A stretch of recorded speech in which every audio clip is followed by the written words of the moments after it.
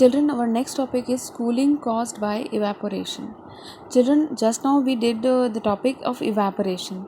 I would like to tell you one thing about evaporation, children. Whenever a liquid evaporates, it must be supplied the latent heat of vaporization. Means किसी भी surface से अगर liquid evaporate होता है तो वो उस surface से latent heat of vaporization ले लेता है. Basically it makes that surface cool.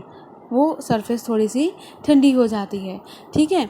So the cooling caused by evaporation is based on the fact that when a liquid evaporates it draws or takes the latent heat of vaporization from anything it touches. So basically evaporation में क्या होता है, जब हम कोई भी surface से water evaporate होता है या any liquid if it gets evaporate, so basically it draws the heat from that particular surface. तो वो सरफेस क्या हो जाती है, the surface become little cooler, थोड़ा ठंडा हो जाता है. So basically the loss of heat that is equal to cooling is done. मतलब अगर किसी सरफेस से हीट लॉस होता है तो इसका मतलब वो सरफेस कूल हो जाती है. इसके कुछ आपको डेली लाइफ से एग्जांपल मैं दूंगी बेटा. If we put a little petrol और acetone you must know children, acetone is the thing that we use to remove the nail polish. ठीक है. नेल पॉलिश रिमूवर्स जो होते हैं उनको हम यूज़ करते हैं नेल पॉलिश को रिमूव करने के लिए, तो उनमें एसीटोन होता है. So if we put a little petrol और acetone at the back of our hand and wave it around अगर आप जैसे अपने हाथ के ऊपर आपने उसको रखा तो थोड़ा सा वेव किया अपने हैंड को, द पेट्रोल और acetone evaporates rapidly and our hand feels very cold. तो उसी वक्त क्या होगा, फटाफट वो जो आपने लिक्विड लिया था पेट्रोल या एसीटोन वो इवेपोरेट हो जाएगा और आपको अपने हाथ पे ठंडी सी कूलिंग सी सेंसेशन फील होगी. आप वेव मत कीजिए, आप वैसे भी फील करेंगे. अगर आपने नॉर्मली भी अपने हाथ पे थोड़ा सा एसीटोन गिरा लिया तो आपको थोड़ी देर बाद बहुत कूलिंग सेंसेशन फील होगी उस पर्टिकुलर प्लेस पे. क्योंकि दैट लिक्विड एसीटोन और पेट्रोल और any this kind of liquid वो क्या करते हैं, जब आप पोर करते हो अपने किसी सरफेस पे तो it takes the latent heat of vaporisation from it. उस जगह से वो क्या ले लेता है, latent heat of vaporisation, living behind the cooling sensation.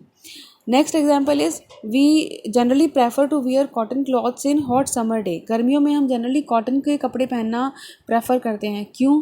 Because cotton cloth generally absorbs the sweat very quickly. हमारा बॉडी से वो स्वेट को एब्जॉर्ब कर लेते हैं. अब जितना ज़्यादा स्वेट हमारी बॉडी से एब्जॉर्ब होगा it will get evaporated into the atmosphere quickly. तो हमारे कॉटन क्लॉथ से जो हमारा स्वेट होता है वो इवेपोरेट होता है एटमॉस्फेयर में. अब वो इवेपोरेट होने के लिए क्या होगा, again the sweat will take the latent heat of vaporisation from our body only, living behind the cooling sensation. तो स्वेटिंग के बाद हमारे अगर स्वेट हो बहुत ज़्यादा हमें स्वेटिंग होती है, अगर फॉर एग्जांपल हम फ़ैन के नीचे खड़े हो जाते हैं तो हमें बहुत ज़्यादा कूलिंग सेंसेशन फील होती है. सो बेसिकली होता क्या है children, a fan generally increases the rate of evaporation of sweat और moisture from our skin and makes us feel cool and comfortable. Fan के नीचे आप खड़े हो जाते हैं तो उससे आपका जो स्वेट है और ज़्यादा जल्दी इवेपोरेट होता है एटमॉस्फेयर में और आपको एक कूलिंग सेंसेशन फील होती है. ठीक है. The next example is children, during hot summer days water is usually kept in an earthen pot to keep it cool.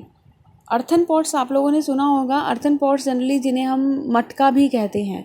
तो गर्मियों में जनरली मटके में कुछ लोग होते हैं जो मटके में पानी रखना प्रेफर करते हैं.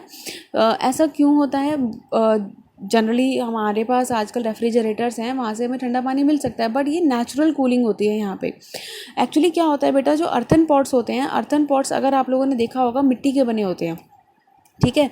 तो अर्थन पॉट्स के जो सरफेस होती है उसमें बहुत सारे छोटे छोटे से पोर्स होते हैं. They have got extremely small pores on the surface. तो बेसिकली क्या होता है, the water evaporates continuously from that surface.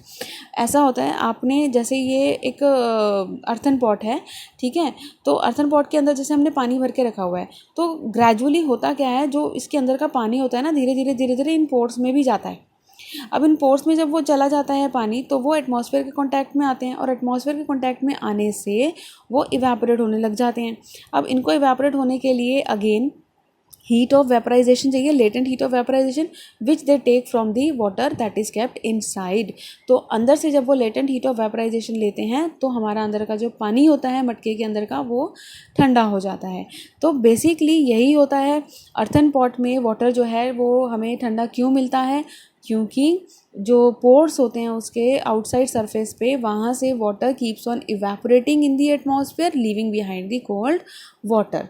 ठीक है, सो अगेन यहाँ पे इवेपोरेशन की वजह से ही कूलिंग हुई, राइट। अच्छा, एक और एग्जांपल मैं आपको दे देती हूँ। जैसे डेजर्ट कूलर होते हैं, जनरली गर्मियों में हम लोग डेजर्ट कूलर यूज़ करते हैं, और ये हॉट और ड्राई डे पे जनरली काफ़ी अच्छा कूल करते हैं as compared to the rainy day. यानी कि अगर सनी डे है, बहुत गर्मी है बाहर, तो उस टाइम पे डेजर्ट कूलर आपको they will give you better cooling. क्यों? Because the higher temperature on a hot day increases the rate of evaporation. यानी कि आपने कूलर में जो पानी भरा है उसका जो रेट ऑफ इवेपोरेशन है वो सनी डे पे, गर्मी वाले दिन में ज़्यादा होगा। जितनी ज़्यादा गर्मी होगी उतना ज़्यादा इवेपोरेशन होगा, उतनी ज़्यादा जो लेटेंट हीट ऑफ वेपराइजेशन है वो आपके रूम से लेके बाहर निकालेगा और living behind the cooling sensation, यानी कि हमारा कमरा ठंडा हो जाएगा। ऑन दी अदर हैंड अगर हमारे एटमॉस्फेयर में ह्यूमिडिटी है तो रेट ऑफ इवेपोरेशन जो है हमारा गड़बड़ा जाता है। ठीक है, उस टाइम पे क्या होता है कि डेजर्ट रूम कूलर जो है इतना कूलिंग नहीं कर पाता, क्योंकि ऑलरेडी एटमॉस्फेयर में वाटर वेपर होते हैं, right. So this is all about cooling caused by evaporation.